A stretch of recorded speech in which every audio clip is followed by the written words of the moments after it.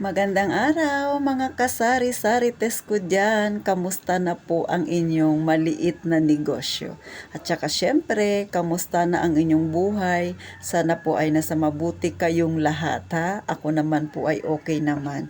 So ngayon itapik natin ano na ba yung pakiramdam ng mga may negosyo. Kasi yung mga dating empleyado noon na nagkaroon na ng negosyo ngayon, ano ba ang pakiramdam nila? So ito ay personal kong experience ha. Sasabihin ko sa inyo, maaring may maengganyo na magnegosyo at syempre yung iba naman ay nagdadalawang isip. Pero sasabihin ko yung tunay kong nararamdaman. Bilang empleyado, nakakapagod talaga. Lalo na yung akin ay nagjo-duty ako noon sa mining.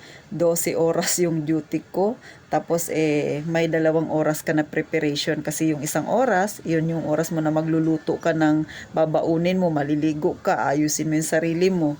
Tapos yung 1 oras naman before 5 o'clock dapat all in na kayo kasi kung ang duty mo ay 6 ng umaga hanggang 6 ng hapon, 4 a.m. gising ka na. So ganun kapagod. Tapos ang pakikisamahan mo, kapwa mo gwardiya, ang SIC mo, plus yung ahead pa sa inyo, tapos idagdag mo pa ang mga empleyado ng kumpanyang binabantayan ninyo. So, ang dami-dami mong pakikisamahan. So, ganun kahirap ang pagiging empleyado o pagiging gwardiya.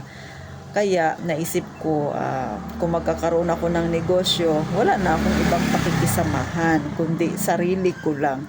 'Di ba? Tsaka naisip ko na mas malaki ang kikitain talaga sa pagninegosyo kumpara nung ako ay empleyado pa. Pero ito ay sarili kong opinyon. Pero sa mga may negosyo dyan, syempre yan din yung alam nila at nalalaman nila sa mga naka-experience na maging empleyado. Ngayon na may sarili na akong negosyo, sa totoo lang malaki talaga ang naiipon ko kumpara nung ako ay empleyado pa. At saka syempre sa empleyado kailangan, 'di ba, kung ano yung oras ng pasok, dapat mas maaga ka pa doon. Ang negosyo naman, kung masipag ka, masisipagan mo pa. Bakit? Negosyo mo yan, sarili mo yan. Kapag pinabayaan mo yan, babagsak yan, ay di sa'yo rin ang balik, o di ba? Hindi katulad nung gwardiya ka, magpatulog-tulog ka doon sa duty mo, di ba? Masita ka ng SIC mo, na mag-written explanation ka lang. Pero yung sahod same pa rin, di ba? Pero yung negosyo mo, pag magpatulog-tulog ka, matutulog din yan. Ganon po mga kasari. Kaya pag ikaw ay may negosyo na, syempre yung sipag mo, mas dodoblehin mo pa. Pero syempre yan ang pinili mong buhay, talagang sisipagan mo. Katulad ako, masisipagan ko talaga. Pero yung pagod sa totoo lang, mas nakakapagod talaga ang may negosyo. Kasi nung nagjo-duty pa ako, kahit pa sa ginodutihan ko, nakakapag-duty ako doon ng 24 hours, straightan yun kasi wala kang kapalitan. Sa tindahan mo, hindi yun mang mangyayari, pero araw-araw ang gising ko ay alas 5 ng madaling araw, tapos ang tulog ko ay 10:30, minsan alas 11, araw-araw yun, gano'n, di ba?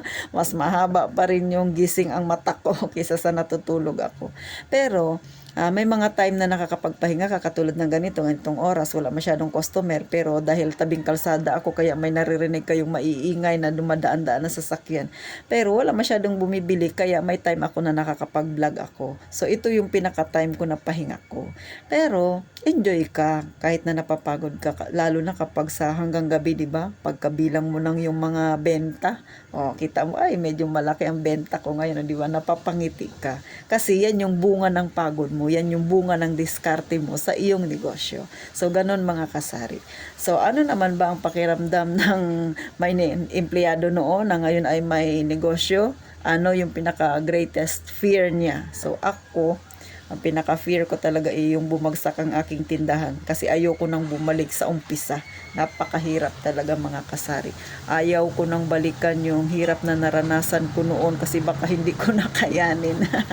At saka pag kwento ko sa inyo yung aking kasaysayan, baka magkaiyakan pa tayo, kaya ganun. Sa totoo lang, yung mga nangyari sa buhay ko, isa yun sa dahilan bakit naging matatag din ako.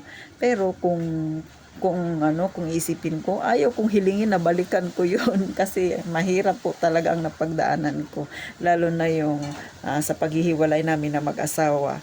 'Di ba, kasi ako ay single parent, yung paghihiwalay namin mag-asawa kaya ko yun, 'di ba, pinagpasalamat ko pa nga nagkakahiwalay kami.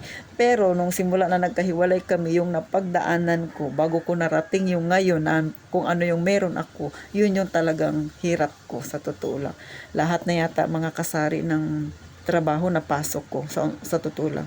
Bago ako nagkaroon ng tindahan, nung naghiwalay na kami ng asawa ko, ang una kong napasok na trabaho nung umuwi na ako dito, sa totoo lang, pinasok ko yung pagiging gas tender. Yung naglalagay ka ng gasolina sa motor, sa mga sasakyan yan, naging ganyan ako, gas tender. Pagkatapos nun, nakasubok din ako na mag-manicure, mag-pedicure, magmasahe. Ay, masakit sa mga daliri yung masahe. 1 linggo lang ako doon, nag-resign ako, hindi ko kaya. Pagod pala, masakit sa mga daliri, kaya proud ako sa mga nagmamasahe. Kasi lalo na yung matagal na ganun yung trabaho. Kasi ako nga 1 linggo ko lang experience, hindi ko natagalan. So ganun po mga kasari, masakit sa daliri, masakit sa kamay. So sila, 'di ba, mantakin ninyo nakakailang kliyente sila magmasahe. Ako 1 beses ko lang ginawa, hindi na ako nag-ulit. Ganun po mga kasari. Next na naging trabaho ko sunod nun naging gwardiya ako. Ito yung pinakahuli na naging gwardiya ako. Pero bago ako naging gwardiya, naging sales lady rin ako. Sales lady sa isang department store. Tapos naranasan ko rin yan yung taga-tinda ka, yung parang naglalako-lako. Ay, nako, sa initan kami noon. Ay, ayaw ko na mong balikan talaga, yung napakahirap talaga mga kasari. Sa totoo lang, hindi ko na mabilang yung mga trabahong napasukan ko. Pero masaya ako na napagdaanan ko yun. Kaya gano'n na lang ako humawak ng pera kasi lahat na yata ng hirap na pagdaanan ko. Nasubukan ko rin yung gwardiya na ako, ha. Gwardiya na ako pero nagsa-sideline pa ako ng Avon, mga Natasha na yan, mga MSE na yan. Nagpapahiram ako ng pera. Nagbebenta ako ng manok. Nagbebenta ako ng mga putlong na yan, mga kung ano-ano. Tapos nagbenta ako ng mga alahas na yan. Ganun. Dito sa amin sa Palawan, sa department store na pinasukan ko noon bilang gwardiya, uso pa yan noon yung kapag may kaibigan ka na gusto niya bumili ng pantalon, wala siyang pera, so ako ang bibili para sa kanya, tapos magdadagdag lang ako ng 10%. So uso yung ganun, magpapatong ka.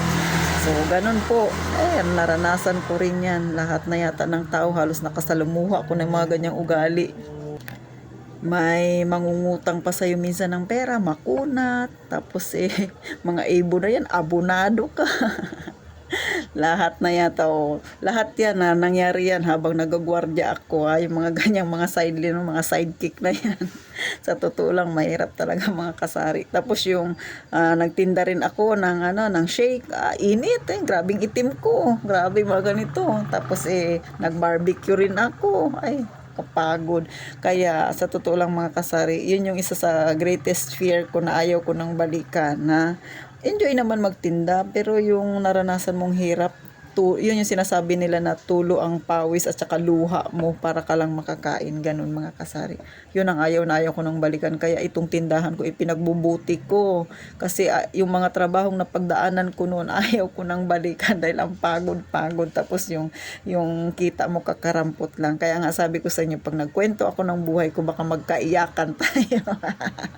Ganun mga kasari. Pero sa totoo lang, minsan pag naisip ko yun, parang tumutulo pa minsan yung aking luha. Pero syempre, parte yun ng pagiging tao ko. At saka syempre, yun din yung isa sa naging rason na naging matatag ako. Ganun mga kasari. So, paano pa nga kasari? Sana po ay nagkaroon kayo ng idea, nakapulutan ninyo ng aral, ng katatawanan ang aking experience, diba? So, ganun talaga ang buhay ng katulad nating nasa masa. Baka nga yung hirap na naranasan ko, baka may mga kababayan tayo, mga subscriber ako dyan na mas matindi pa yung pinagdadaanan. Kaya nyo po yan, ha? Tiwala lang sa Panginoon, malalampasan nyo rin yan. Kung ako nalampasan ko, mas lalo kayo. Baka nga mas matatag pa kayo sa akin. So mga kasari, maraming salamat sa inyong panonood. Sana po ay huwag kayong magsawa na suportahan ang aking maliit na channel. Tsaka sa mga hindi pa nakasubscribe, pa-subscribe na lang po at pa-like din po ng aking video. At sana marami pa akong matulungan na mga kagaya ko, yung mga minsan nag-iisip na mag-give up na, ha? Kayang-kaya nyo po yan, ituloy nyo lang yung laban. At saka meron din po akong FB page, maaari ninyo akong dalawin doon, panay katatawanan na naman ang pinagagawa ko doon. Syempre, kung sa Bisaya pa, lingaw-lingaw lang sa mga kasari. Dalawin nyo ako doon. Type nyo lang po yung Mama Marites. Syempre, sa Real Talk naman tayo mga kasari. So, thank you pong muli sa lahat ng nag-follow sa akin at saka nag-subscribe, nag-like. Maraming salamat po sa inyo sa paunti-unting kahit pa paano dumadami ang aking subscriber. Maraming salamat po. Mag-iingat po kayong palagi sa inyong paglalakbay.